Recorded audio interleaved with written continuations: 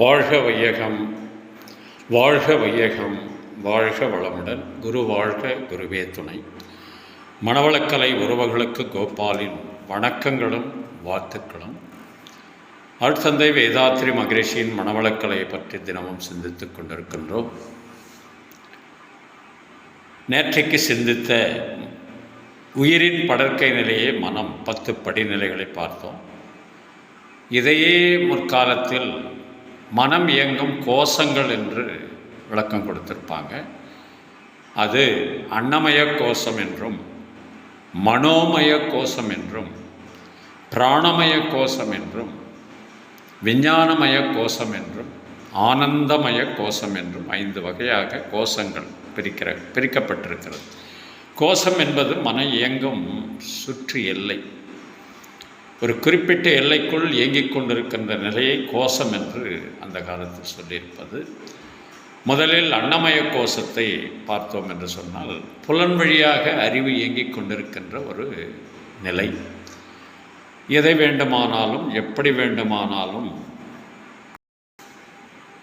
எந்த நேரம் வேண்டுமானாலும், எவ்வளவு வேண்டுமானாலும், எப்படியாவது சாப்பிடலாம் என்ற அடிப்படையில் எதையாவது ஒன்று தின்று கொண்டே இருப்பது, அதன் மீதே நாட்டம் காண்பது, கொள்வது அன்னமய கோஷம் என்று சொல்வது.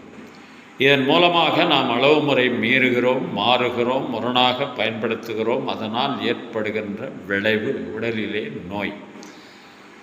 உடலிலே நோய் வந்தால் உள்ளத்திலே கலங்கம் எளிமையாக வந்துடும்.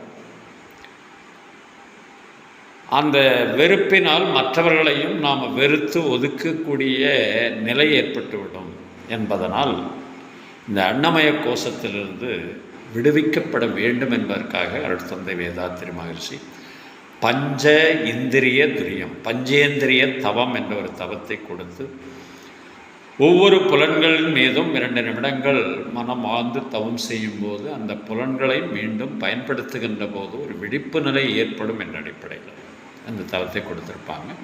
இப்போ நாம் அன்னமய கோஷத்திலே வாழ்ந்தோம்னா எப்படி இருப்போம் என்று கவியரசர் கண்ணதாசன் உணர்ந்து ஒரு கவிதை எழுதியிருப்பாங்க. படைத்தானே படைத்தானே மனிதனை ஆண்டவன் படைத்தானே, வளர்த்தானே வளர்த்தானே, மனதினில் கவலையை வளர்த்தானே, கொடுத்தானே கொடுத்தானே, பழரசம் ஆண்டவன் கொடுத்தானே, பிரித்தானே பிரித்தானே, மனதையும் கவலையும் பிரித்தானே, படைத்தானே படைத்தானே, மனிதனை ஆண்டவன் படைத்தானே, வளர்த்தானே வளர்த்தானே, மனதினில் கவலையை வளர்த்தானே. குரங்காய் இருந்த மனிதன் தலையில் குழப்பம் ஏதுமில்லை. குடும்பம், மனைவி, அண்ணன், தம்பி, கூட்டம் சிறிதும் இல்லை. ஆசை பாசம் காதலில் விழுந்தான், அமைதியை காணவில்லை. அலைந்தான் திரிந்தான், துடித்தான் மடிந்தான், யாருக்கும் லாபமில்லை. படைத்தானே படைத்தானே, மனிதனை ஆண்டவன் படைத்தானே, வளர்த்தானே வளர்த்தானே, மனதினில் கவலையை வளர்த்தானே.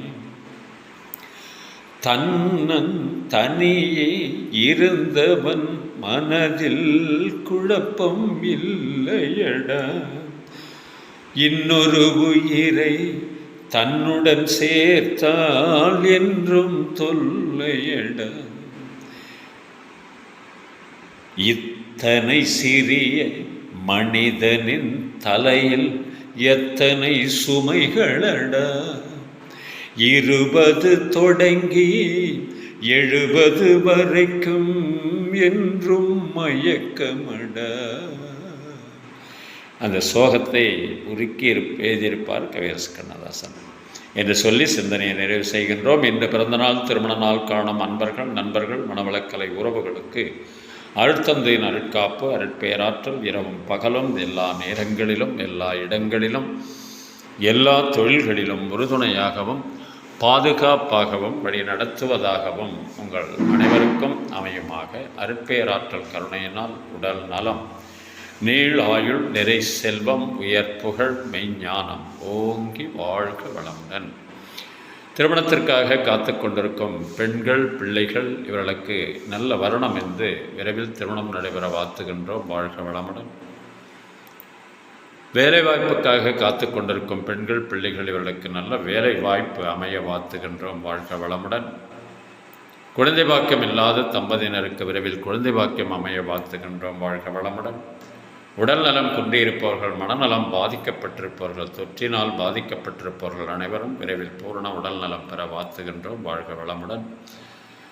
உலக மக்கள் அனைவரும் மனவளக்கலையில் இணைந்து உடல் நலம், உயிர் வளம், மனவளம், நட்பு நலம், ஆன்ம தூய்மை, இறை உணர்வு பெற குருவருளும் திருவருளும் துணை நிற்க வேண்டி வாழ்த்துகிறோம். வாழ்க வளமுடன். நீங்களும் உங்கள் அன்பு குடும்பமும் வாழ்க வளமுடன். வாழ்க வளமுடன். வாழ்க வளம்.